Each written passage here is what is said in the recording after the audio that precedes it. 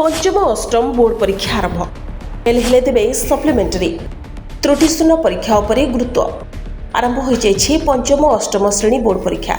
जातीय शिक्षा नीति अनुसार एथर पंचम और अष्टम श्रेणी में रही पास फेल व्यवस्था अर्थात परीक्षा 30% मार्क रखिले पास हेबे छात्र छात्री फेल हेले 6 सप्ताह भितर सप्लीमेंटारी परीक्षा देबे।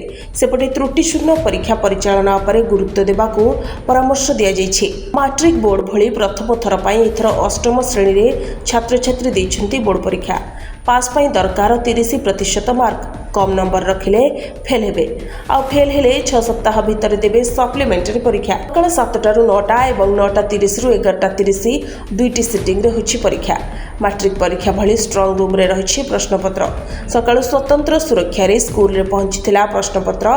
परीक्षा पाई ब्लॉक स्तर रे स्वतंत्र स्क्वाड गठन होछि। प्रति स्क्वाड रे 3 जण लेखाए सदस्य रहिछन्ति।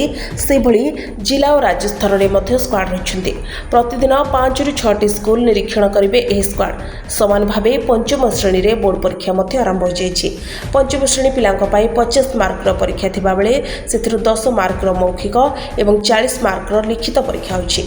से भली अष्टम श्रेणी रे 50 मार्क रो लिखित परीक्षा होछि। सेथिरु प्रश्न पत्र रे 30 मार्क अर्थात 60% संक्षिप्त प्रश्न रहितिबा बेले 20 मार्क दीर्घ उत्तरमूलक प्रश्न रही।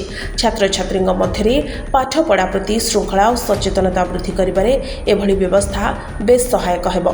परीक्षा परे स्कूल स्तर रे विषय अनुसार शिक्षक माने खाता देखिबे। मूल्यांकन परे छात्र छात्री को प्रोग्रेस रिपोर्ट दिया। छात्र छात्री भविष्य प्रतियोगिता को नजर रखी गणशिक्षा विभाग पक्षरु एभली व्यवस्था करा जायछि। ब्यूरो रिपोर्ट प्रभाव न्यूज।